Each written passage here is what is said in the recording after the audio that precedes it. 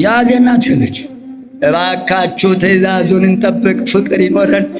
የሚያየውን ወንድሙን ያልወደደ የማያየውን እግዚአብሔርን ወዳለሁ እንዴት ይላል? እነሆ ይህ ሐሰተኛ ነው፣ በጨለማ ይኖራል፣ በሚሰራው ሥራ ሁሉ እንቅፋት ይገጥመዋል። ጨለማው ዓይኑን አሳውሮታልና አእምሮን ደፍኖታልና፣ በዚህ ምክንያት የጥላቻው ብዛት አእምሮን ስላሳወረው በፊቱ ያለውን አይምና ወድቆ ይቀራል። ትርፎትለት ነው ለዚህ ሕዝብ የተሾምነው። እንድንገለው አይደለም፣ እንድናታልለው አይደለም፣ እንድንዘርፈው አይደለም።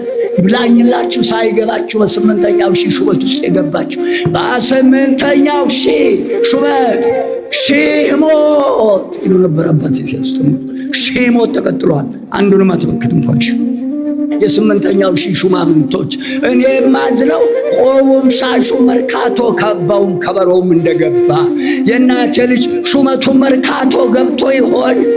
እናቴ ልጅ ብላኝላቸው ሹመትን ሽጠዋት ከሆነ ብላኝላቸው ሻርሽረዋት ከሆነ አቤት ጉድ! ባልተፈጠሩ ባልተወለዱ በተሻላቸው ሐዋርያትን በከንቱ ተቀበላችሁ፣ በከንቱ ስጡ። አሁንም እየሾመ ያለው ወርቅ ብር ተቀብሎ አይደለም። ትወደኛለህ? የሞትኩለትን ሕዝብ የምትወደኝ ከሆነ ሙትለት። ግደለው አላለም፣ ሙትለት። የሞትኩለትን ሕዝብ ደሜን ያፈሰስኩለትን ደሜን አፍስለት። የተሰቀልኩለትን ተሰቀልለት አለው። ያው ተሰቅሎ አልፏል። እኛ መቼ ነው ትእዛዙን ምንፈጽመው? ያዘና ተለች ርዕስ እሰጣችኋለሁ፣ አባቶች ያልተናገሩትም ብዬ አይደለም እንደሰጠኝ። ታፈቅሩኒ ፈድፋደ እምእሉ አይጉድ። እባካችሁ ወተት ሲረጋ 3 ነገር ይወጣዋል። ርግጥ ብለን እንስማ። ተዋሕዶ ቤተ ክርስቲያናችን ሁለመናዋ ስርዓት አለው። እዚህ አሁን ይህ ቀራንዮን ያስታውሰናል። ስሙ ለዘላለም የተመሰገነ ይሁን። አትሮንሱ መጎናጸፊያ ለብሷል። እመቤታችን ናት። የወርቅ መጎናጸፊያ ለብሳ ደርባ ደራርባ በንጉሱ ቀኝ ትቆማለች። አትሮንሱ የእመቤታችን ምሳሌ ወንጌሉን ይሸከማልና ካህኑ ከምስራቅ የሕዝቡ ፊት ወደ ምስራቅ፣ ፀሐዩ የሚወጣው ከምስራቅ፣ ፀሐዩ ክርስቶስን ለማየት ያብቃን። በአትሮንሱ በእመቤታችን የመጣው ቃል እግዚአብሔር ልቦናችን እንዲከፍት መስቀሉን እያየን ነው። መስቀል ከላይ ነው፣ ከመሬትም 3 ክንድ ርቆ ነው። ክንድ ከስንዝር ርቆ ነው የተሰቀለው ጌታ። እነሆ ትርጓሜ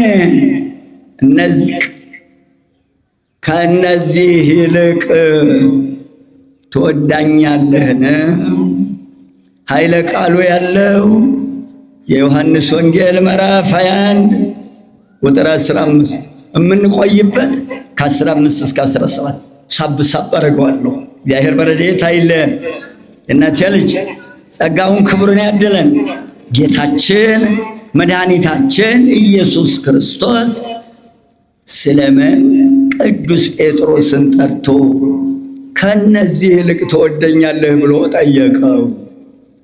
ጌታችንም አንደኛ የጠየቀበት ምክንያት ሊቀ ካህናት አድርጎ ሾሞታልና፣ 2 መድኃኒታችን ኢየሱስ ክርስቶስ የሚሰጠውን ትእዛዝ በነቃ አእምሮ ሆኖ እንዲቀበለው ለማንቃት ከነዚህ ይልቅ የሚል ጨምሮበታል ሲጠይቀው።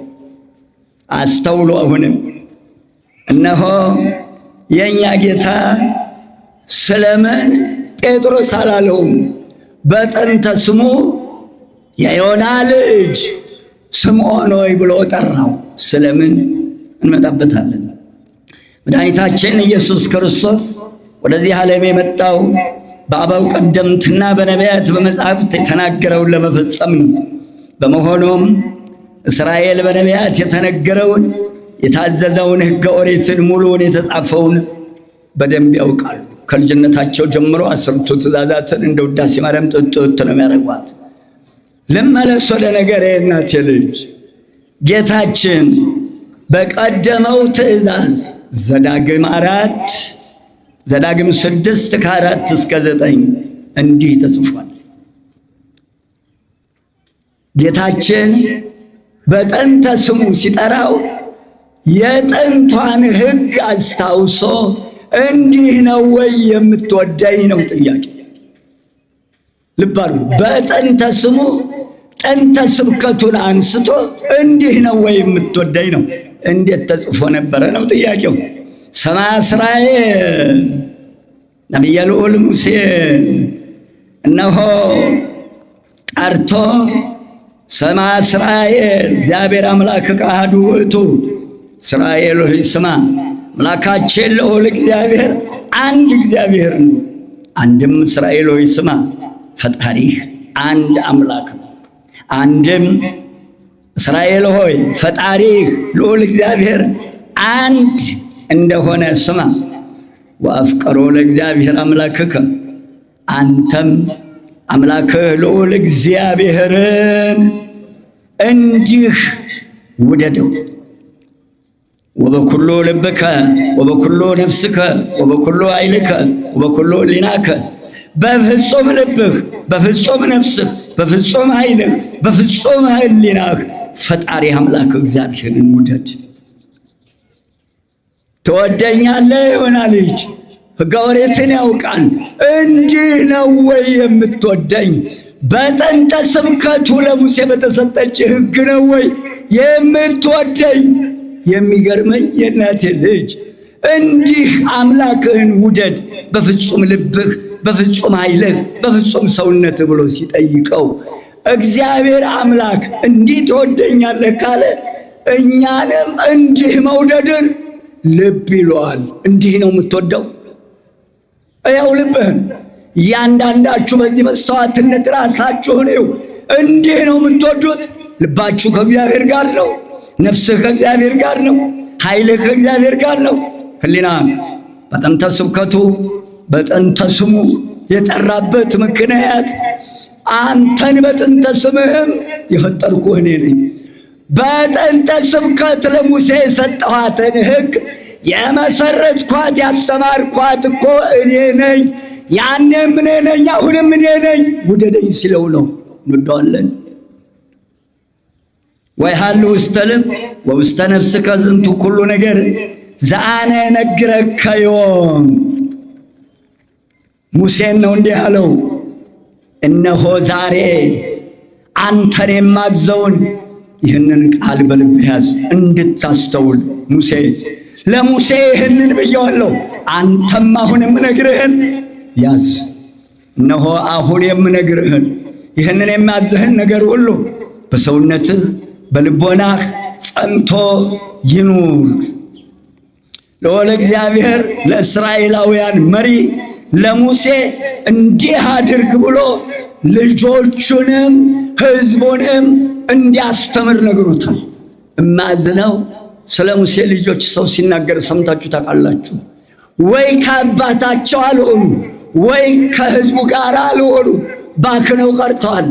የእኛ ልጆችስ ለመሆኑ ዛሬ እሁድ ሰንበትን ቅዳሜና እሁድን ጉዞ ብሎ የሚንከራተቱትን በሰንበት ጉዞ የለም ብሎ ይተናገራል። መንገድ ዘግተው ኳስ የሚጫወቱ ልጆቻችሁ ቅዳሴ ያስቀድሱም አይመለከታቸውም፣ ሥጋው ደግሞ አይመለከታቸውም። ሰብስባችኋል፣ ነግራችኋል። ሙሴ ልጆችህንም ሕዝቤንም አስተምር። ልብ በል ይህንን እያለው ነው ቅዱስ ጴጥሮስ። በጴጥሮስ ቦታ የተቀመጥን ልብ እንበል። በዚህ መስተዋትነት ራሳችንን የዮና ልጅ ስምዖን ሆይ ትወደኛለህ? ያ ዘዳግም 26 ቁጥር 16-19 አምላክህ ልዑል እግዚአብሔር ይህን ሥርዓትና ፍርድ ታደርግ ዘንድ አዞሃል። ልዑል እግዚአብሔር እንደ ሰጠ ተስፋ ገንዘቡና ሕዝቡ መሆንህን አስተውል። ገንዘቡ እኮ ነን፣ ሕዝቡ እኮ ነን። ባለቤት አለን፣ ባለቤት አለን። እንዳውም ምን ይላሉ አባቶቻችን? ትንሽ ሥጋ እንደ መርፌ ተወጋ። ድንግል ማርያም ሥጋችን ናት። መድኃኔ ዓለምን ወልደዋለች። ትንሽ ሥጋ እንደ መርፌ ተወጋ። ይሰማል በእኛ የሚደርሰው ሁሉ ተጠንቀቅ። በእኛ የሚደርሰው ሁሉ ይሰማዋል። ወንድምና ወጥ ምናስፈራራበት አለን የምናስፈራራበት። ያዝ የእናቴ ልጅ ገንዘቡና ሕዝቡ መሆንህን አስበህ ትእዛዜን ጠብቅ። ለአምላክህ ለልዑል እግዚአብሔር የተቀደሰ ሕዝብ ትሆን ዘንድ በትእዛዜ ኑር። በትእዛዙ በቃሉ የማይኖር የተቀደሰ ሕዝብ መሆን አይችልም። እስራኤል አላቸው ከአሕዛብ ለይቶ ከሕጉ የወጡትን አሕዛብ ብሎ ለያቸው። እግዚአብሔር አምላክ ለየ። እስራኤል ዘነፍስ ነን እኛ፣ ሥጋው የተቆረሰልን ደሙ የፈሰሰልን። ዘዳግም 30 ከ6 እስከ 9 ከላይ የተጠቀሱት ምዕራፎች በማስተዋል አንብቡ። ወደ ሐዲስ ኪዳኑ እመጣለሁ። ልሩጥ ብዬ ነው የእናቴ ልጅ።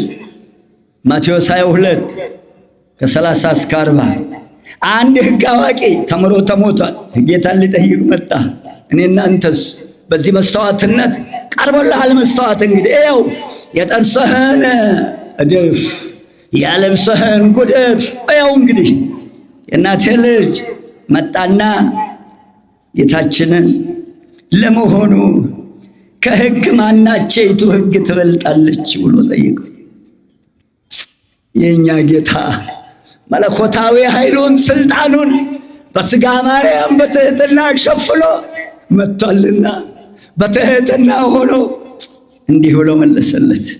ጌታችንም ያን አዋቂ አምላክህ እግዚአብሔርን በፍጹም ልብህ፣ በፍጹም ነፍስህ፣ በፍጹም አእምሮህ፣ በሕሊናህ ውደድ የምትል ናት። ፊተኛይቱ ትእዛዝ ሳቲ ትእዛዝ አባይ ቀዳሚት፣ የቀደመችው ታላቂቱ ትእዛዝ ይህች ናት ብሎ መለሰለት። ልብ በሉ። ወካልእታሂ አንተ እንተ ትመስል አፍቅር ቢጸከ ከመ ነፍስከ፣ ሁለተኛይቱ ደግሞ ይህች ናት። ይህችውም አፍቅር ቢጸከ ወንድምህን ውደድ የምትል ናት። አንድም ባልንጀራህን እንደ ነፍስ ውደድ የምትል ናት። እንዲህ ብሎ መለሰለት ለሕግ አዋቂ። እንዲያውም ወበላ ክልኤቲ ትእዛዝ ተሰቅሉ ኦሪት ወነቢያት፣ ኦሪትና ነቢያት በእነዚህ በሁለቱ ትእዛዛት ይፈጸማሉ። በእነዚህ በሁለቱ በፍቅረ ቢጽና በፍቅረ እግዚአብሔር ኦሪትና ነቢያት ተጠብቀው ጸንተው ይኖራሉና ብሎ ነገረው። የእናቴ ልጅ አስተውሉ። በጥንተ ስሙ ጠራው። በጥንተ ስሙ የጠራው ቀድሞ ከመወለዴ በፊት የተማርከውን የጥንቷን ሕግ የወሰንኩ እኔ ነኝ፣ አሁንም የምነግርህ በፊት ያለሁት እኔ ነኝ እያለው ነው ያለው። በጥንተ ስሙ የጠራው ልብ ብላችሁ እዩ። ጌታችን እነሆ ታፈቅረኒኑ ፈድፋደ ኩሉ፣ ከነዚህ ይልቅ ትወደኛለህ ብሎ ጠየቁ። አንተ ኦሪትና ነቢያትን ታውቃለህ፣ በእነዚህ በሁለቱ ጽግ ፍቅረ ቢጽና ፍቅረ እግዚአብሔር ጸንተዋል። አንተ በዚህ ጸንተሃል እያለው እየጠየቀው ነው። በዚህ ጸንተህ ነው ወይ የምትወደኝ? መልስ ይሰጣል። ጠየቀው። ማርቆስ 12ን ይዩት። ሌላው እንዳለ ሆኖ ከመታፍቅር ቢጸከ ከመ ነፍስከ ይላል። ሉቃስም 10 ላይ እንዲሁ ይቀጥላል። ባልንጀራህን እንደራስህ ውደድ፣ ባልንጀራህን እንደራስህ ውደድ የምትል ሕግ ናት። ወዝንቱ ይሄ ይስም ኩሉ መባ ወመሥዋዕት። በእነዚህ በሁለቱ ወንጌሎች ላይ ባልንጀራን መውደድ ከመሥዋዕትና ከመባ ሁሉ ይበልጣልና እኔ ደግሞ መሥዋዕት ሆኜ በፊትህ ተሰውቻለሁና እንዲህ ነው ወይ የምትወደኝ ነው እያለ ያለው። ሁላችሁም ራሳችሁ ይህ ፍቅር በእኛ ልቦና አለ ነው? እንደው ዝም ብለን ነው የምንሄደው? ወአፍቅር ቢጸከ ከመ ነፍስከ፣ ሁለቱ ቃላቸው አንድ ነው። ማርቆስም ሉቃስም ባልንጀራህን እንደራስህ ውደድ የምትል ናት። የእናቴ ልጅ አስተውሉ። የዮና ልጅ ስምዖን ሆይ በጥንተ ስብከት የቀደመውን በነቢያት የተናገርኩት አሁንም በሥጋ ሆኜ የምናገረው እኔ ነኝ። እነሆ የእናቴ ልጅ አስተውሉ። አባቶቻችን ከሕገ ወንጌል የተማሩትን ተግባራዊ አድርገው ኖረውበታል። እስቲ አባቶቻችን እንይ። ሻሻቸው ያምር ነበር ከካባው ከበርኖሱ ጋር። ሙሽሮቹም እኮ በበርኖስ ነበር ይዳሩ የነበሩ፣ ያምሩ ነበር ሙሽሮቹ። መሶበ ወርቋ ህብስቱን ይዛ ከፊት ከፊት ትሄድ ነበረ። ዛሬ ምንድን ነው ያላችሁት? የምንድነው የሆነ ሊጥ ይቀርባል እዛ፣ እግዚአብሔር አይጣል። መሶበ ወርቋ የለ አዲስ ስም ይሰጣት ነበር። አዲስ ጎጆ ስትመሰረት መሶበ ወርቋ እመቤታችን፣ ህብስቱ መድኃኔዓለም፣ በሥጋው ደግሞ ይመሰረት የነበረ ጋብቻ በመናፈሻው ሲለፋ ውሎ ዛሬ 10 ደቂቃ ትምህርት፣ አባት እናት ሞቶ 10 ደቂቃ ትምህርት። እግዚአብሔር ያጥናሽ። የመጨረሻችን ቀልድ ሕዝቤ ገንዘቤ መሆኑን ገንዘብህና ገንዘብህ ገንዘቤ መሆኑን እወቅር ያለው ቅዱስ ጴጥሮስን። ይህ ሕዝብ ገንዘቤና ገንዘብህ መሆኑን እወቅ። ይህ ሕዝብ የእግዚአብሔር ገንዘብ ነው። ንዑስ ርዕስ፣ አዲስ ርዕስ። ወካዕበ ትእዛዘ ሐዲሰ እጽፍ ለክሙ፣ ዳግመኛ አዲስ ትእዛዝ እጽፍላችኋለሁ፣ እንግዳ ትእዛዝ እጽፍላችኋለሁ። አንደኛ ዮሐንስ መልእክት ምዕራፍ 2 ቁጥር 8 ላይ ያለ ቃል ምዕራፍ 2 ከ7 እስከ 11 ያለውን እናንተ ታነቡታላችሁ። የምፈልጋቸውን ቃሎች ጠቅሼ ያልፋሉ። በዚህ የተጻፈው ቃል ምን ይላል? እነሆ የቀደመችቱ አሮጌይቱ ትእዛዝ እንዳለች ናት፣ እሷን አልጽፍላችሁም አላቸው። ምን ማለቱ ነው? የእናቴ ልጅ አሮጌይቱ ትእዛዝ አለ። የጌታ ቃል ያረጃል፣ አሮጌ ይሆናል ማለት ነው? አይደለም። አሮጌይቱ ትእዛዝ ያለው ከሙሴ እችን ቃል ጌታ እስከተናገረበት ዕለት ድረስ የነበረውን የዘመን ብዛት 5500 ዘመን ሙሉ በስቃይ የኖረውን የአዳምን ልጆች ሁሉ የዘመኑን ብዛት የኖረበትን ለመናገር አሮጌይቱን ትእዛዝ አይደለም የምጽፍላችሁ፣ እሷ እንዳለች ናት አለው። እሷ እንዳለች ናት፣ እኔ ግን አዲስ ትእዛዝ እጽፍላችኋለሁ አለው። ከዛም ወረዳልና የዮሐንስ ወንጌል ምዕራፍ 14 ላይ ወእመሰ ታፈቅሩኒ እቀቡ ትእዛዝ፣ ከላይ ምን ብሎታል? ታፈቅረኒኑ ፈድፋደ ምሉ፣ ብትወዱኝ ትእዛዜን ጠብቆ የሚል አስተምሯል ወንጌሉ ላይ። አሁን ደግሞ ምን አለው? እነሆ የዮና ልጅ ስምዖን ሆይ ትወደኛለህ አለው። ትእዛዜን ጠብቃለሁ፣ አሁን ደግሞ ትወደኛለህ አለው። ወካዕበ ትእዛዘ ሐዲሰ እጽፍ ለክሙ፣ ዳግመኛ አዲስ ትእዛዝ እጽፍላችኋለሁ፣ አንድም እንግዳ ትእዛዝ እጽፍላችኋለሁ። ያዝ የእናቴ ልጅ ሄደ። እናንተም ላይ መልሰዋለሁ፣ ይህ ነገር በእርሱ ዘንድ እውነተኛ ነውና እውነተኛ ቃሉን እውነተኛ ትእዛዙን በሰጠኋችሁ መንገድ ጸንታችሁ ኑሩበት።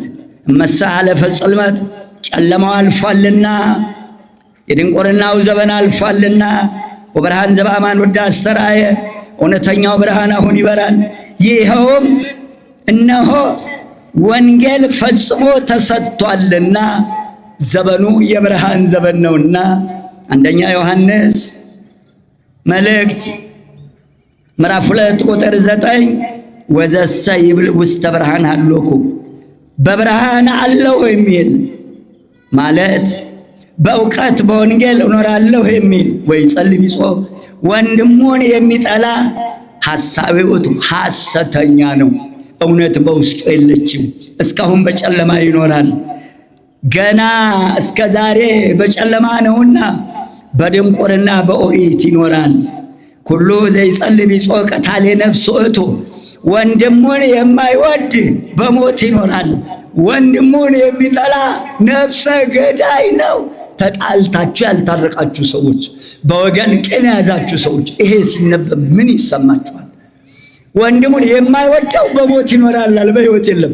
የሚጠላው ጭራሽ ነፍሰ ገዳይ ነው አለ። ወንድሙን የሚጠላ ሰው ከገደለ እኩል ነው። በነፍስ ማለትም ከሞት በኋላ ባለው ሕይወት የዘላለም ድህነት የለውም። ወንድሙን የማይወድ ወንድሙን የገደለ አንቀጸ ንስሐ አባቶቼ እናንተ ነው፣ አልቦቱ ንስሐ ነው የሚለው። በማህፀንም ያለው ጽንስ ማስወረዱ ነፍስ ነው፣ ይጠየቃል፣ ያስጠይቃል። ልብ በሉ። ወንድሙን የገደለ በዘላለም በሚገኘው ሕይወት ያው ድህነት የለውም ይላል ማቴዎስ 5:21 እስከ 22።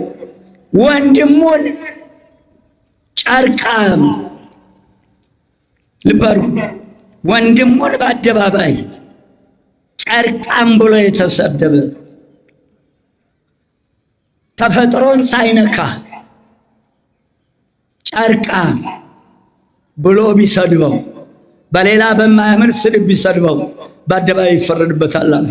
በተፈጥሮው ግን እውር ቢሆን አንተ እውር ቢለው፣ ሽባ ቢሆን አንተ ሽባ ቢለው፣ ደንቆሮ ቢሆን አንተ ደንቆሮ ቢለው የዘላለም ፍርድ ገሃነም ይጠብቀዋል። ወንድሙን እንዲህ ብሎ የሰደበ የጠላውንም ልብ አድርጉ ምን ያህል እንዳወዳደረ።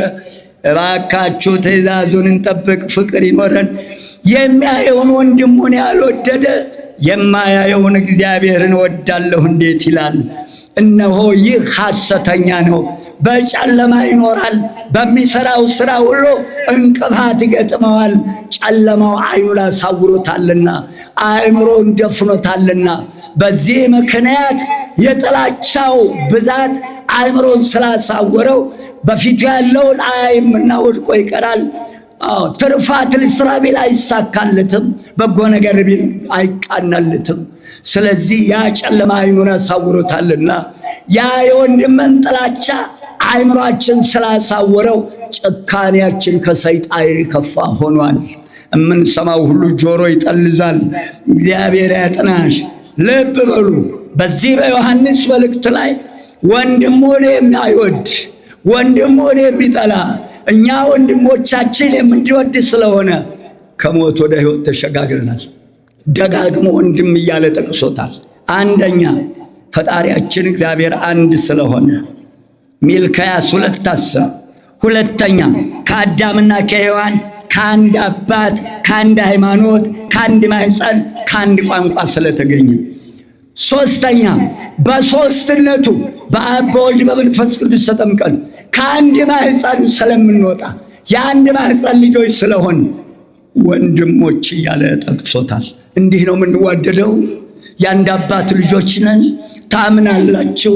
ይሄ ሁሉ ጥላቻ ከምን መጣ? ከአእምሯችን መታወር የተነሳ። ወዘሳ ያፈቅር ቢጾ ውስተ ብርሃን፣ ወንድሙን የሚወድ በብርሃን ይኖራል፣ ብርሃን እግዚአብሔር ከእርሱ ጋር ነውና የጀመረው ሁሉ ይቃናለታል። እባካችሁ የጀመርነው ዳር እንዲወጣ፣ የጀመርነው መሰረቱ እንዲጸና እርስ በርስ እንዋደድ፣ ትእዛዛቱን እንጠብቅ። የአባቶቻችን አምላክ በረድኤት አይለየን። ቅድም በነገርኳችሁ ንዑስ ርዕስ ላይ እነሆ አዲስ ትእዛዝን እሰጣችኋለሁ። ይህቺ አዲስ ትእዛዝ ምንድናት? ወከአበ ትእዛዝ አዲስ እጽፍ ለክሙ ወውእቱ እሙን ብክሙ። ዳግመኛ አዲስ ትእዛዝን እጽፍላችኋለሁ፣ ይህም ትእዛዝ በእናንተ ጸንቶ ለዘላለም እንዲኖር ጻፍኩላችሁ። አዲስ ትእዛዝ የዮሐንስ ወንጌል ምዕራፍ 15 10 እና 12 ቁጥር ወዛቲ እቲ ትእዛዝ እንቲአየ ወዘንተ አዘዝኩክሙ ከመ ትትፋቀሩ በይናትክሙ በከመ አነ አፍቀርኩክሙ። እኔ እንደወደድኳችሁ እርስ በእርሳችሁ ትዋደዱ ዘንድ ይህን ቃል ትጠብቃላችሁ። ትእዛዜ ይህች ናት። አስተምሮታል ጌታ ቅዱስ ጴጥሮስ። ትእዛዜ ይህች ናት። አሁንም እስከ ዛሬ ድረስ ይችን እስከምነግርህ ድረስ አንደኛ ሕገ ኦሪቷን፣ አሁን ደግሞ እስከዚህ ድረስ በሐዲሱም አስተምሬህ ቀናት አልፈዋል። ታስታውሳለህ ያስተማርኩህ? እኔ እንደወደድኳችሁ እናንተም እርስ በርሳችሁ ትዋደዱ ዘንድ። ይህቺ ትእዛዝ አዲስ ትእዛዝ ናት። አሮጌይቱ ትእዛዝ ባልንጀራህን እንደ ነፍስህ አድርገህ ውደድ የምትል ናት። ውደድ የምትል ናት። ልብ አድርጎ አዲስ ትእዛዝ እጽፍላችኋለሁ። አዲሱ ትእዛዝ እንዲህ የሚል ነው፣ እኔ እንደሞትኩላችሁ አንዱ ለአንዱ ይሙትለት። በጥንተ ስብከቱ በነቢያት ውደደው ነው ባልንጀራህን። በሐዲስ ስብከቱ ደግሞ ምን አለው? እኔ እንደሞትኩ ሙቱላቸው። እኔን አብነት አድርጋችሁ እኔ እንደሞትኩላችሁ እስከ ሞት ድረስ ተዋደዱ። አዲስ ትእዛዝ እጽፍላችኋለሁ። እንግዲህ ራሳችሁን መዝኑ። ሚዛን ላይ ነው ያለነው። እንዲህ ነው የምንዋደደው፣ እንዲህ ነው የምንወደው። እግዚአብሔር ይሁነን። አባቶቻችን እኮ ተጠቅመውበታል። ይህንን አዲስ ትእዛዝ ሰጠኋችሁ፣ ይህን አዲስ ትእዛዝ ጻፍኩላችሁ። አስተውሉ። በጥንተ ስብከት ማለት አሮጌቱ ትእዛዝ ባልንጀራህን እንደ ነፍስህ ውደድ የምትል ናት። እኔ ግን ይህን ሰጠኋችሁ፣ እንደሞትኩ ሙቱላቸው። ጌታችንም ቅዱስ ጴጥሮስን በተደጋጋሚ ትወደኛለህ ያለው እስከ ሞት የወደድኩትን አንተም እስከ ሞት ተወደው ዘንድ ይሄንን ሕዝቤን አደራ ሊሰጥህ ነው እያለ ነው። እየሾመው ነው ያለው። በሕዝቡ ላይ በመንጋው ላይ እየሾመው ነው ያለው። አልቦ ዘያቢ ወይሄ ይስም ፍቅር ከመቤሲ ዘይቤጡ ነፍሶ ቤዛ ቢጹ። ነፍሱን ስለ ወዳጆቹ ከማኖር ይልቅ ከዚህ የሚበልጥ ፍቅር ለማንም የለውም። ሰውነቱን ለባልንጀራው ቤዛ አድርጎ እስከ መስጠት ድረስ የሚወድ ከዚህ በላይ ምንም የለም። እስከዚህ ድረስ እኔ እንደሞትኩ ሙቱላችሁ ብዬ አዲስ ትእዛዝ እጽፍላችኋለሁ። ከዚያ በኋላ መድኃኒታችን ኢየሱስ ክርስቶስ ጴጥሮስ ትወደኛለህ? ከላይ በተማርነው ምሳ ከበሉ በኋላ ይሄ ጥያቄ መጥቶበታል። ታፈቅረኒኑ ፈድፋደ ምሉ አይዞ ልጨርሰው ነው የእናቴ ልጅ። ከነዚህ ይልቅ ትወደኛለህ? አጠገቡ ካሉት ከነዚህ ይልቅ ትወደኛለህ? በቀደመው በኦሪቱ ለሙሴ ሕጉን የሰጠሁት እኔ ነኝ። ጥንትም እኔ ነኝ፣ አሁንም የማዝህ እኔ ነኝ እያለው ነው። የጥንቱም የባህሪ አምላክ ትእዛዝ ነው። አሁንም የባህሪ አምላክ ሌላ ዝህ ነው፣ ልሾምህ ነው። ያን ጊዜ ሙሴን ሾምኩ፣ አሁን በሕዝቤ ላይ አንተ ልሾምህ ነው እያለው ነው። እኔ እናንተ ተሾመናል። ምን እየሰራን ያለ ነው? አባቶቻችን በበጎቹ አልቀቡን። አባቶቻችን ሻሹ ያምርባቸው ነበር፣ ቆቡ ያምርባቸው ነበር። መርካቶ ገብቶ ተቸግረናል። የእናቴ ልጅ አይች መርካቶ ሻሹንም እየሸጠች ነው፣ ከበሮውን እየሸጠች ነው፣ መስቀሉን እየሸጠች ነው፣ ካባውን እየሸጠች ነው። እንደው ለመሆኑ የመስቀሉ የካባው የቆቡ ቦታ መርካቶ ነው? ምነው ባለቤት አጣ ንብረቷች ቤተ ክርስቲያን? አረ ሰው ያለህ አለ እግዚአብሔር ያለህ። ምነው የእግዚአብሔር ንብረት ገበያ ገባ? ምን ሊያተርፉ ነው? ቆብ ተሽጦ ትርፍ፣ ሻሽ ሽጦ ትርፍ፣ ካባ ሽጦ፣ ከበሮ ሽጦ፣ መስቀል ሽጦ ትርፍ። ምነው ባለቤት የላትም ይህች ቤተ ክርስቲያን? ንብረቷ መርካቶ ነው መሸጥ ያለበት። መንኳሾቹም እኮ ቆቡ እዛው ገዳም ነበር ይሰፋ የነበረው ሲጸለይበት ከርሞ። አባቶቻችን ሻሹ አምሮባቸው ቆቡ አምሮባቸው መንግሥተ ሰማያትን ወርሷል። አባቴ ተክለ ሃይማኖት ትዝ ይልሃል? ከ24ቱ ሰማያት የተቀየጠው ድንግልናውን አጽንቶ በቆብ በድንግልና ያገኘው ክብር ከ24ቱ ካህናተ ሰማይ ጋር ያጠናል። ዛሬ አባቴ ተክለ ሃይማኖት ያ ንጹሕ ቆብ ልቦ የመነኮሰ ልቦ የቀሰሱ አባቶቻችን መንግሥቱን ወርሰዋል። መንጋውን ጠብቀው አስተውሉ። እንዲህ ነው የምንወደው እስከ ሞት ድረስ። እኔ እንደሞትኩለት አንዱ ለአንዱ ይሙትለት። የጥንቱን ሕግ አምላክህን በፍጹም ልብህ ውደደው ብዬ ትእዛዙን የሰጠሁት ነው እኔ ነኝ። መውደዱን በምን እንገልጸዋለን? ራሱን አስመስሎ ነግበር ሰብአ በአርአያነ ወበአምሳሊነ መልኩን ሰጥቶ አእምሮ ፈጥሮ እናቴ ልጅ ብርሃንን አይ ዘንድ ብርሃን ፈጥሮ ዓይንን ሰርቶ እሱን ራሱን አስመስሎ ከመውደዱ ብዛት የተነሳ መላእክት እኮ እሱን አይተው አልጠገቡትም ነበረ። በበረት ካዩት በኋላ የእኛን ሥጋ ለብሶ ነው ያዩት። ራሱን አስመስሎ እኮ የፈጠረን እንዲህ አድርገህ ውደደኝ ያለው አምላክ እንዲህ ነው የምወድህ እያለ ነው። እንዲህ የሚወደውን ሕዝብ እንዲህ ነው ወይ የምንወደው? የስምንተኛው ሺህ ሹማምንቶች እኔ የማዝነው ቆቡም ሻሹም መርካቶ ካባውም ከበሮውም እንደገባ የእናቴ ልጅ ሹመቱም መርካቶ ገብቶ ይሆን? እናቴ ልጅ ይብላኝላቸው ሹመትን ሽጠዋት ከሆነ ይብላኝላቸው ቸርችረዋት ከሆነ አቤት ጉድ! ባልተፈጠሩ ባልተወለዱ በተሻላቸው ሐዋርያትን በከንቱ ተቀበላችሁ፣ በከንቱ ስጡ። አሁንም እየሾመ ያለው ወርቅ ብር ተቀብሎ አይደለም። ትወደኛለህ፣ ቀድሞም እኔ ነኝ፣ አሁንም እኔ ነኝ። ትወደኛለህ፣ ራሴን አስመስሌ ፈጥሬሃለሁ።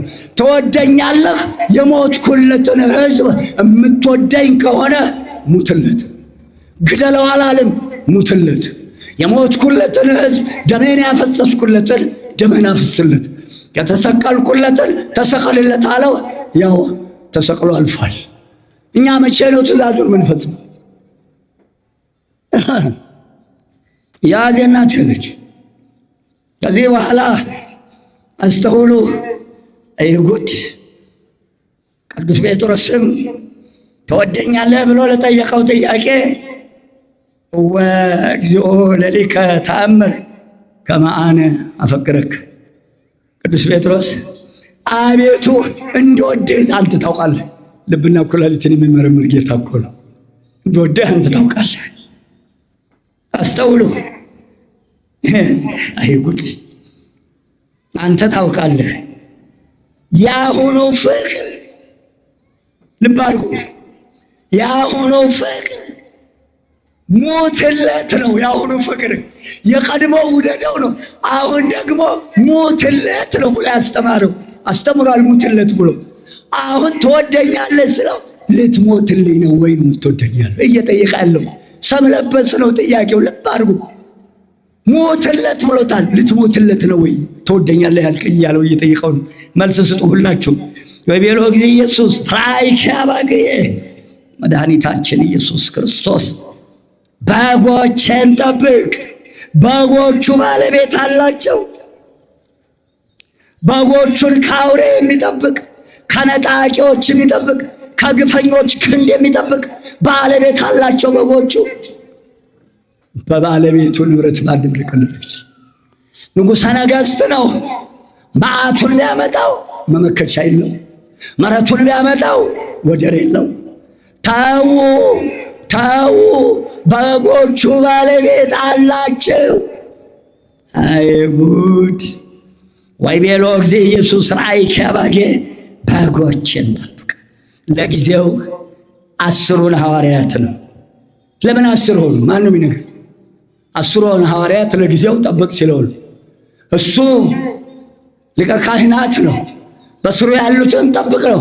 ዛሬ በሱ ቦታ ያሉ አባቶቻችን ሊቃነ ጳጳሳት፣ ንጹሐን አባቶቻችን፣ ቅዱሳን አባቶቻችን፣ ሕጉን አጽንተው ለዚህ ክብር የበቁ አባቶቻችን የሚሾሟቸውን ካህናት ይጠብቁ ዘንድ እነሆ እንዲህ አድርጎ አደራ ሰጥቷቸዋል። እየሾሙ አደራውን እያስተማሩ መንጋውን ያስጠብቃሉ። ንጹሐን አባቶቻችን ጳጳሳት፣ ሊቃነ ጳጳሳት በሱ ቦታ አይተው እንዲህ ነው ወይ የምትወደኝ? ሞትላቸው። አዲሱ ትእዛዝ የቀደመችው ትእዛዝ እኔ የሰጠኋት ባልንጀራህን ውደድ ነበር። አሁን ሙትለት የምትል ነው። እንድትሞትለት ነው የሾምኩህ እያለው ነው። እንድንሞትለት ነው ለዚህ ሕዝብ የተሾምነው። እንድንገለው አይደለም፣ እንድናታልለው አይደለም፣ እንድንዘርፈው አይደለም። ይብላኝላችሁ ሳይገባችሁ በ8ኛው ሺህ ሹመት ውስጥ የገባችሁ በ8ኛው ሺህ ሹመት ሺህ ሞት ይሉ ነበር አባቴ ሲያስተምሩ። ሺህ ሞት ተቀጥሏል። አንዱንም አትመክትም እንኳን ሺህ። ከዚህ በኋላ ፍጻሜው ለ10ሩ ይሁዳ በራሱ መንገድ ሄዷል። ቅዱስ ጴጥሮስን አልቆጠረውም፣ ሹም ነውና 10ሩ ከበታችሁ ናቸው ለጊዜው። ለኋላው ግን በጎቼን ያለው እናቶችን አባቶችን አልጠበቅንም። አዲስ አበባ ስገባ እዚህ እስጢፋኖስ ጉባኤ እሑድ ነበረ። የእናቴ ልጅ 10 ሰዓት ጀምራለሁ 12 እንወጣ ነበር። ዛሬ ጉባኤ የሚጀመረው ምሽት ነው። እናቶች የሉም፣ አይናቸው ፈዟል። አባቶች የሉም፣ አይናቸው ፈዟል። ደክመው የሰሩት ቤተ ክርስቲያን ምሽት ጉባኤ አይከታተሉም። ወጣም ወረደ በዓል ከገጠመ ወይም ያችሁ ጠዋት ናት። አያስጠይቁም በጎቹ አያስጠይቅም። የሽማግሌው ነፍስ ያሮጊቱ ነፍስ ይብላኝላችሁ። የጨለማ ጉባኤ የምታካሂዱ ሰዎች ዋዜማ ካልሆነ በስተቀር ከ12 ተኩል በኋላ ብትቆይ የራስህ ኃላፊነት ነው። አሮጊቶቹ አያስፈርዱም፣ እናቶች አባቶች አያስፈርዱም። በጎችን ጠብቅ፣ አሮጊቶቹን እናቶችን አባቶችን ጠብቅ። አደራ የተሰጠው። ቀጥላለሁ።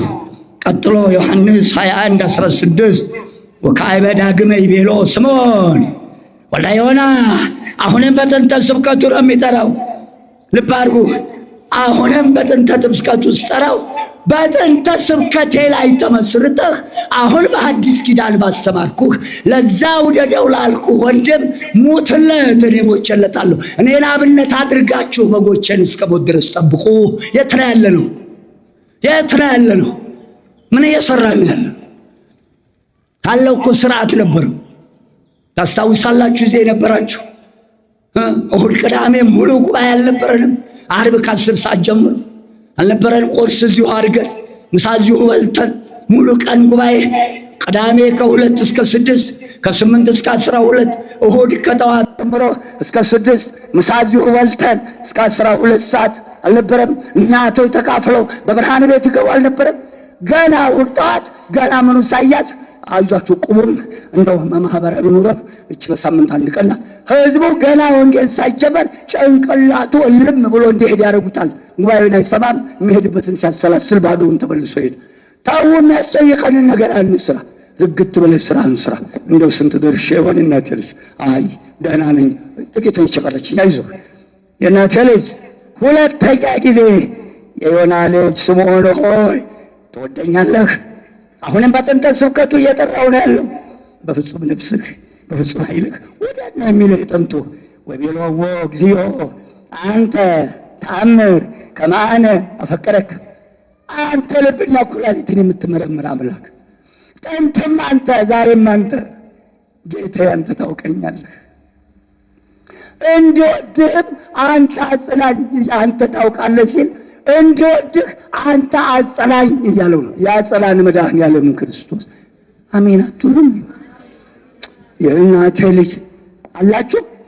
እስቲ እጃችሁን ላይ የኔ ጌታ እጁን ያነስ። አትመልስ።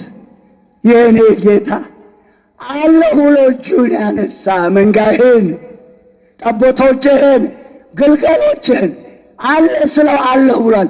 አለሁ በልልኛ እኔ መድኃኔዓለም አለሁ ይበላችሁ። መድኃኔዓለም አለሁ ይበላችሁ። እኔ ጌታ አለሁ ይበልህ። እናቴ ልጅ አለሁ ይበልህ። እኔ መድኃኔዓለም አለሁ ይበለን። እኔ መድኃኔዓለም እናቴ ልጅ ስለ መንጋው ይገደዋል። ስለ ጠቦቶቹ፣ ስለ በጎቹ፣ ስለ ግልገሎቹ ይገደዋል። ያያል ቆላው ዙሩ ሞልቶለታል። ምስጋና ይግባህ። እኔ መድኃኔዓለም መስፈሪያውን ይዞ ይመጣል። ጠብቅ። ወቤሎዎ እግዚኦ አንተ ተአምር ከማነ አፈቀረክ። አዎ ጌታዬ ሆይ እንደወደህ አንተ ታውቃለህ። ትወደኛለህ። በሕገ ኦሪቱ ላይ ተመስርቶ በነቢያት ቃል ተመስርቶ ትወደኛለህ። ባስተማርኩ በአዲስ ኪዳን ተመስርቶ እንዳትረሳት። ሄጃለሁ፣ አይዞህ 5 ደቂቃ በቆይ ነው። ወይቤሎ ጊዜ ኢየሱስ ራእይከ መሐስየ ጠቦቶችን አለዋ። ለጊዜው የእናቴ ልጅ ጠቦቶችን ያለው 70 አርድእትን እነኝህን ጠብቃለሁ። ለኋላው ጠቦቶችን ያለው ወጣቱንም ጠብቅ። ድሮ ሻሻቸው ያምር የነበሩ አባቶቼ ቆቡን ቢያደርጉት ካባውን ቢለብሱት መስቀሉን ቢያወጡት ያምሩ የነበሩ አባቶቼ በቃሉ ያጌጡ የብሉይ መምህር፣ የሐዲስ መምህር፣ የአቋቋም መምህር፣ የቅዳሴ መምህር ይባሉ የነበሩ ጌጣቸው ቃሉ የነበሩ አባቶቼ ያምርባቸው የነበሩ የነፍስ ልጆቻቸውን ስሙን ይመዘግባሉ፣ መዝገብ አላቸው። ሕፃኑን ከነ ክርስትና ስሙ፣ ተከታታይ ሕፃናትን በክርስትና ስማቸው፣ አባት እናትን በክርስትና ስማቸው መዝግበው ሞት ቢመጣ ወደ ሌላ ሀገር ቢሄዱ ከነ መዝገቡ ለሚወዱት ባልንጀራቸው ከቻልክ ራስ ጠቅለው ካልቻልክ አከፋፍል ለወንድሞች ብለው ተናዘው ነበር የሚሄዱት። የመጀመሪያ ኑዛዜያቸው የነፍስ ልጆቻቸውን አደራ መስጠት ነበር። የኔ ጌታ ሊያርግ ነው፣ አደራ እየሰጠን ነው፣ የትም ጥሎን አልሄደም። ከኋላም ትዝ ይላችሁ እንደሆነ ዮሐንስ 14 ነው ልበል፣ የእናቴ ልጅ አባቶች እርዱኝ፣ እናት እንደሌላቸው ልጆች አልተዋችሁም አላለም ብሎ የለም ወይ? እናት የሌለው ልጅ ያምርበታል። ይብላኝለት እመቤታችን የካደ ውዳቂ እብድ ውሻና እመቤታችን የካደ ንስሐ የለውም። እንዳትለፋ እመቤታችን የካደ እመቤታችን አንድ ነገር የተናገረ መንፈስ ቅዱስን የሰደበ ንስሐ የለውም። ልታው በእመቤታችን ላይ የተናገረ ሕያው እግዚአብሔርን ንስሐ የለውም። እንዳትለፋ እንዳታታልል ራስ የእናቴ ልጅ አስተውሉ። ኋላ ግን ወጣቱን ብለነዋል። በቃሉ ጸንተህ መላውን ጠቦቶቼን ጠብቅ። ወጣቱን በቃሉ ጸንተህ ጠብቅ። ትወደኛለህ፣ እምወደውን ሕዝቤን ጠቦቶቹንም እነሆ በጎቹንም እምወደውን የተሰቀልኩለትን በአምሳሌ መልኬን አስወስጄ የፈጠርኩትን ሕዝቤን ጠብቅ። ገንዘቤ ነውና ሕዝቤ ነውና ጠብቅ። በእግዚአብሔር ሕዝብ ላይ የእናቴ ልጅ ይብላኝላችሁ ሰው ያለቀሰባችሁ፣ ሰው ያስለቀሳችሁ ሰዎች፣ እንባ የፈሰሰባችሁ ሰዎች፣ እንባ የሰበረው ትንሣኤ የለውም። ቢታመም አይድንም፣ ቢሰበር አይጠገንም፣ ቢወድቅም ያነሳው የለም። ሰው የጣለውን እግዚአብሔር ያነሳዋል። እግዚአብሔር የጣላችሁ ሰዎች ወዮላችሁ። እግዚአብሔር አምላክ በበጎቹ ላይ በመንጋው ላይ ግፍ የሚሰራውን አንስቶ ነው ነቃቅሎ የሚጥለው።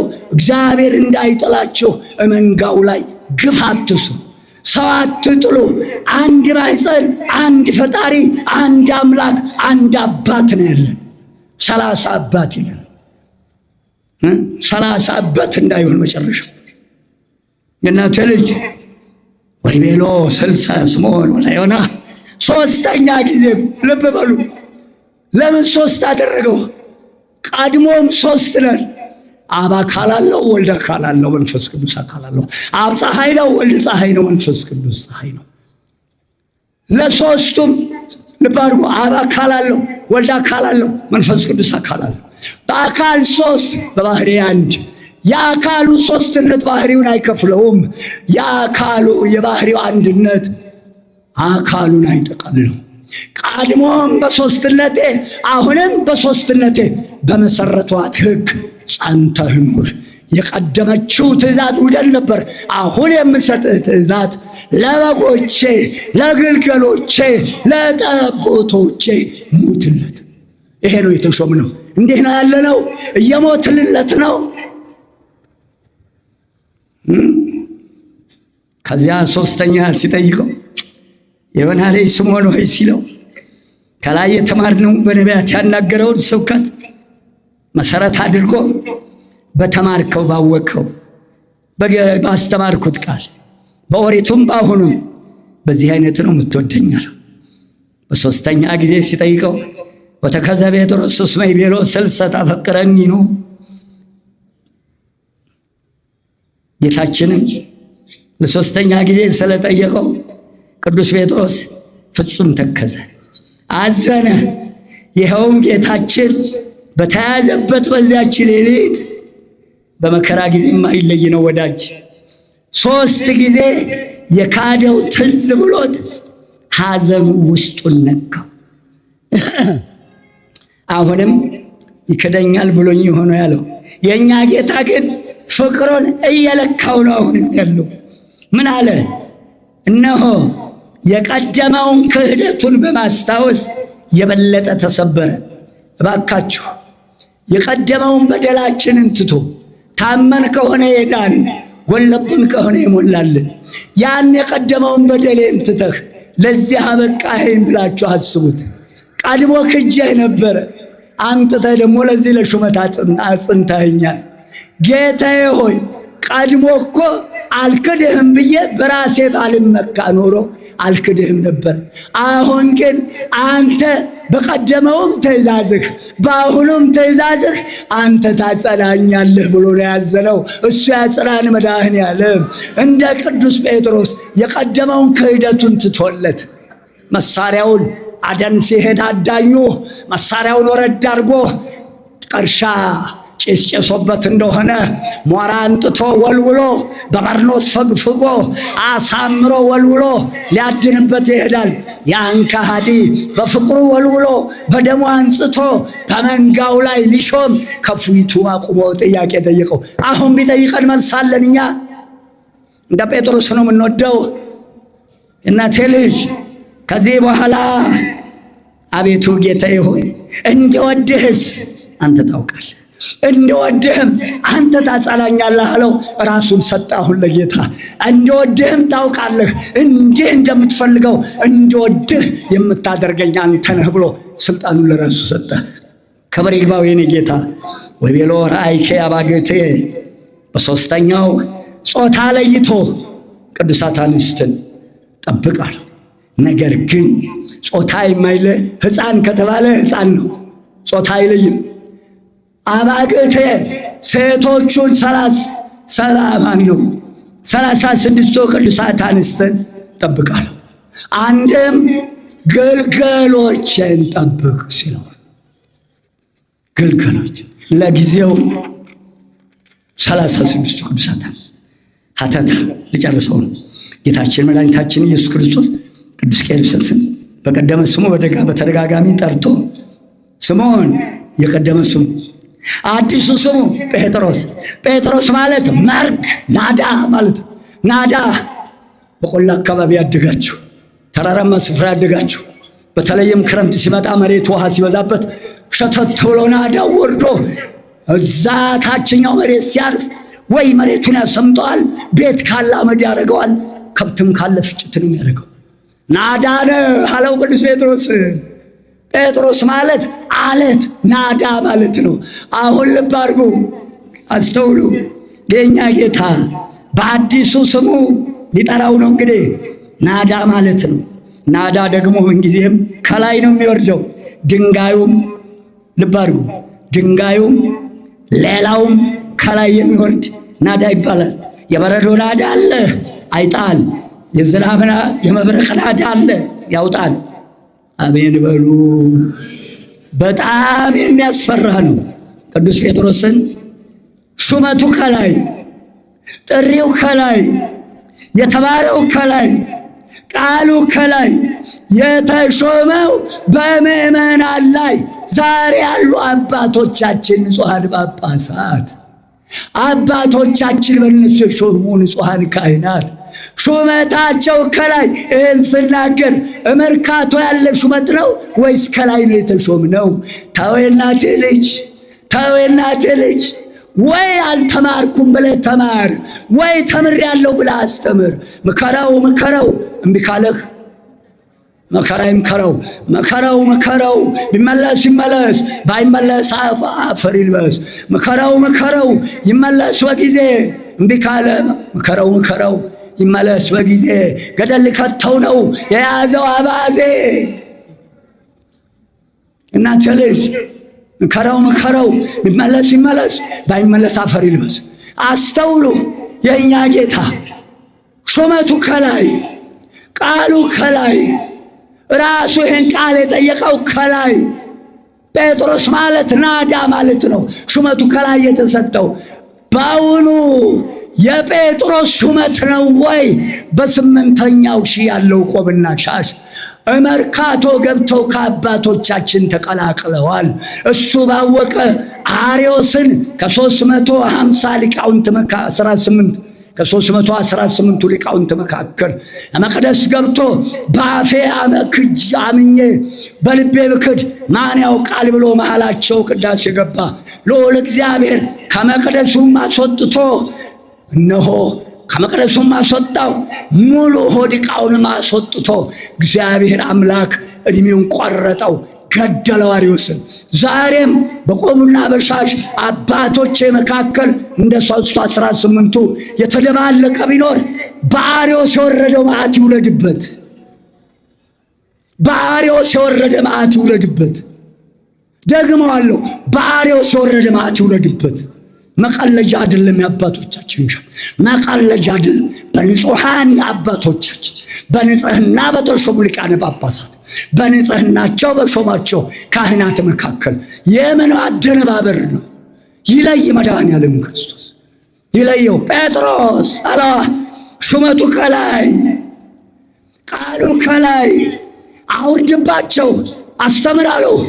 አጋንንትን ላይ ሲወርድባቸው የሚያንቀጠቅጥ እነሆ አጋንንትን ከመምናን ልቦና የሚያባርር የሚያሸሽ ስልጣን ሰጡ። መናፍቃን የቃሉን አዳ እየወረደባቸው እየደነገጡ እየፈሩ ከመመናን ይለያሉ። በዚያን ጊዜ በ318ቱ መካከል አሸምቆ የገባው መንበሩ ድረስ ህብስቱን እስከ መቀበል የደረሰ አርዮስ ያ የ318ቱ ቃል ሹመታቸው ከላይ ስለነበረ ከመቅደስ መንጥቆ አውጥቶ ከአጥር ውጭ አንጀቱን ዘርግፎ ሜዳ ላይ ጥሎታል አርዮስን። ያን አምላክ ነው አባቶቻችን ያስተማሩ። ያንን አምላክ ነው አባቶቻችን የነገሩ። ያን አምላክ ነው እነኛ 318ቱ ያጸኗት ጸሎተ ሃይማኖትን ደግሞ እነኛ አባቶች በሰጡን ህግ ነው ጸንተን የምንኖረው። የእናቴ ልጅ አስተውሉ፣ ነግረውናል አባቶቻችን። መናፍቅና እብድ ውሻ መድኃኒት የለውም። የእናቴ ልጅ ያ ቃል እየወረደባቸው ከአባቶቻችን መካከል መናፍቃን እየደነገጡ ይለያሉና አስተውሉ።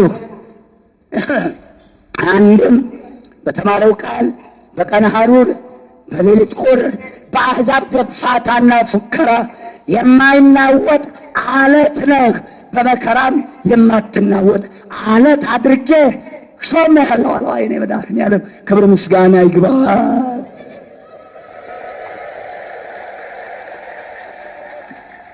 የእናቴ ልጅ ድምፃችሁን ልስማ አላችሁ?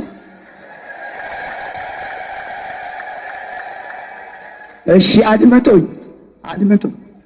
ምን ያህል የሞተለትን ሕዝብ እንደሚወደው 3 ጊዜ ጠይቆ እንዲህ አድርጎ ነው የሾመው። በዚህ ትእዛዝ በዚህ ቃል መሰረት ጴጥሮስ ተብለው ነው እነዚህ ካህናት የተሾሙት። ንጹሐን አባቶቻችን ቤተ ክርስቲያናችን ያላትን መስፈርት አሟልታ ያን አሟልተው የተገኙትን ካህናት እንዲህ አርጋ ነው ጴጥሮስ ብላ የምትሾማቸው። በእነኚህ ነው መንጋውን የሚያስጠብቀው መድኃኔዓለም። ከዚህ ውጭ ያሉትን መድኃኔዓለም አያውላት አያሳድራት፣ ይለየው። እስከ መቼ ድረስ ፈጽመህ ትረሳኛለህ? እስከ ማዕዜኑ እግዚኦ ትረሳኒ ለግሙራ እስከ ማዕዜኑ እግዚኦ ትመይጥ ገጸከ እምኔ። አቤቱ እስከ መቼ ድረስ ፈጽመህ ትረሳኛለህ? እስከ መቼ ድረስ ትካዜ ይሆናል? እስከ መቼ ድረስ በነፍሴ መካከላለሁ? አቤቱ ጠላት አሸነፍኩት እንዳይል ለሞትም እንዳልተኛ ዓይኖቼን አብራ። የረዳኝን እግዚአብሔርን አመሰግነዋለሁ፣ ለልዑል እግዚአብሔር ስም እዘምራለሁ። መዝሙር 12 ጸልዩት። እናቴ ልጅ እስከ መቼ ድረስ ነው የምናለቅሰው? እስከ መቼ ድረስ ነው የምናዝነው? እስከ መቼ ድረስ ነው? ሰፌዱ እኮ በእጁ ነው ያለው። እናቴ ልጅ ሆኜ በሰፋችው ሰፌድ ስንዴውን አቀርባ እንዲህ ስትለው ያጅራታም ቱር ቱር ቱር እያለ ይወጣል። የእናትን ሰፌድ እንኳን የሚያዞረውን ለሰውም አይበጀውን እንክርዳድ የሚለይ ሰፌድ ነበራት። የኔ ጌታ ሰፌድ እኮ በእጁ ነው ያለው። ማንሹ በእጁ ነው፣ አውድማው እሱ ጋር ነው ያለው። ያዘራዋል፣ ይወቃዋል፣ ያሄደዋል። የሚቸግረው ነገር የለም። መዓቱ ያልቅበት፣ ምሕረቱ ያልቅበት። አቤቱ እንደ ቸርነቱ ጎብኘን። ይኸውም ጥንተ ስብከት አስተውሎ በመከራም ያጸናው ዘንድ መሆኑን ለመናገር ጴጥሮስ አንተ አለት ነህ፣ ቤተ ክርስቲያኔን በአንተ ላይ መሰረታታለሁ። ይኸው የአባቶቻችን የጴጥሮስ ምትኮች በጴጥሮስ የተመሰረቱ ቤተ ክርስቲያን በእነሱ ላይ ተጣለችባቸው አባቶቻችን ሕጓን ስርዓቷን አስከብረው የሚኖሩ የእናቴ ልጅ አስተውሉ። ይኸውም ጥንተ ስብከት ነቢያት የተናገሩትን እኔ ደግሞ ባስተማርኳችሁ ቃል መሰረት የምትወደኝ ነህ ወይ ብሎ ቅዱስ ጴጥሮስን ፍቅሩን በአምላካዊ ስልጣኑ ሁሉን ያውቃልና ለክቶ ገምቶ ለይቶ መንጋውን እንዲጠብቅ እግዚአብሔር አምላክ ጥንትም የነበረ ሙሴን የሾመ አምላክ አለት ነህ ብሎ እስከ ዘላለሙ ለእሱ ይሁን። የመጀመሪያው በጥንተ ስብከት። ሁለተኛይቱ ትእዛዝ ደግሞ በሐዲስ ኪዳን የእናቴ ልጅ ራሱን የኛ ጌታ መስዋዕት አድርጎ ሰጥቶ አዲስ ትእዛዝ እጽፍላችኋለሁ ብሎ አዲስ ትእዛዝ ሰጠ። በተደጋጋሚ በጥንተ ስብከቱ ጠየቀው። ነቅቶ በጎቹን ጠቦቶቹን ይጠብቅ ዘንድ አደራ ሰጠ። ዮሐንስ 14 15 ቁጥር 21 23ን አንብቡት። ስለዚህ ጌታችን ከጥንት ስብከቱ ራሱ ያስተማራቸውን ቃል መሰረት አድርጎ በጎችን ጠቦቶችን ግልገሎችን ጠብቅ ብሎ 3 ጊዜ የካደውን ቅዱስ ጴጥሮስን 3 ጊዜ ጠይቆ በሶስትነቴ እኔ ነኝ፣ ከእንግዲህ በሶስትነቴ በሾምኩህ በስልጣንህ በአንተ አድሬ እንዲህ እስክትሆን ድረስ በጎችን እጠብቃለሁ፣ እኔ ካንተ ጋር ነኝ ብሎ ሾመው። ክብር ምስጋና ይግባው። አባቶች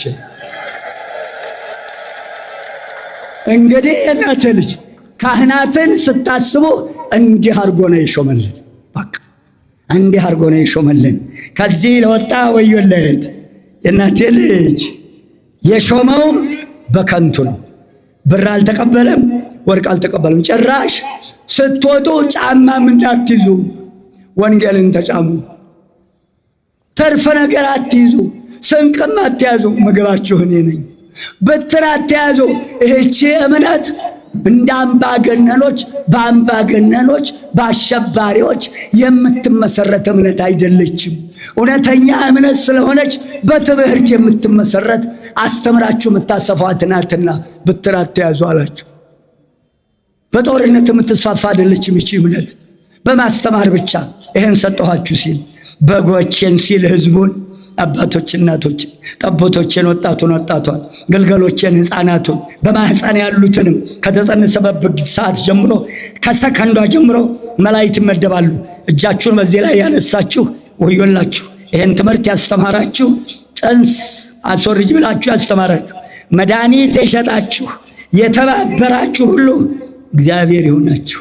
ከዚህ በኋላ እኔን አብነት አድርጋችሁ ጸንታችሁ ኑሩ።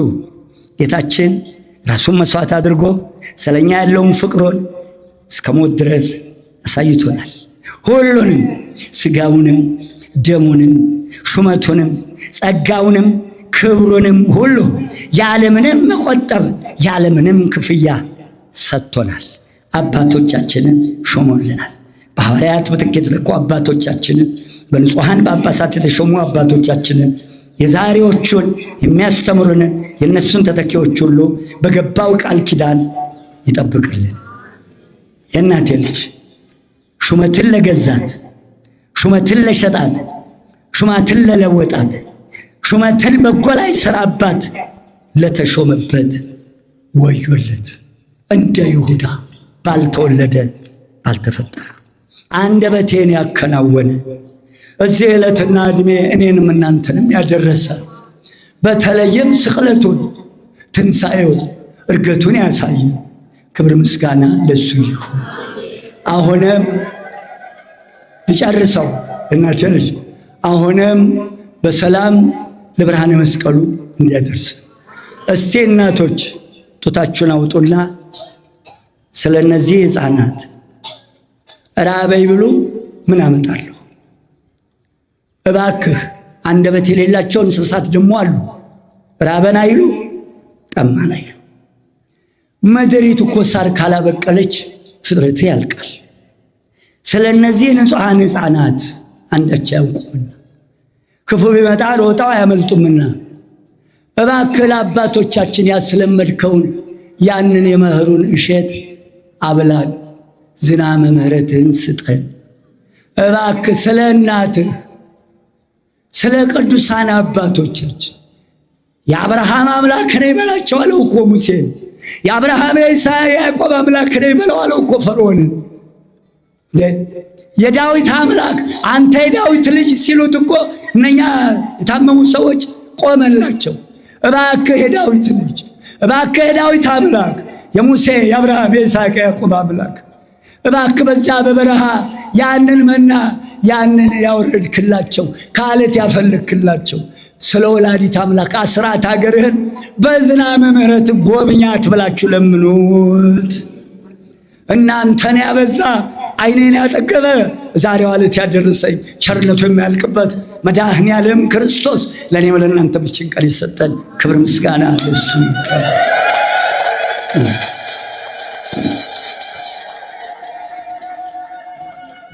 ከዚህ ጉባኤ የሚያስቀረን እንቅፋት አያምጣብን፣ ከጉባኤው አይለየን።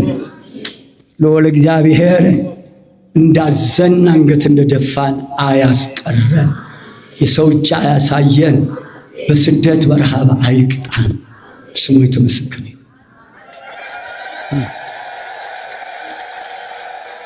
የእናቴ ልጅ ወገኔ፣ አክሊሌ የእናቴ ልጅ፣ ኩራቴ ወገኔ፣ ጥላዬ ወገኔ፣ የእናቴ ልጅ ባረዘም እድሜያችሁ ይርዘም። ለካ ብዙ ሄጃለሁ፣ በጨመርኩ እድሜ ይጨምርላችሁ። እንዲህ ታግሳችሁ እንደሰማችሁት የማይሳነው አምላክ በቀኙ ቆማችሁ ሄዶ ወደ ዘላለም ረፍትና ሕይወት ለመባል ይህን ቃል ለመስማት ያብቃችሁ።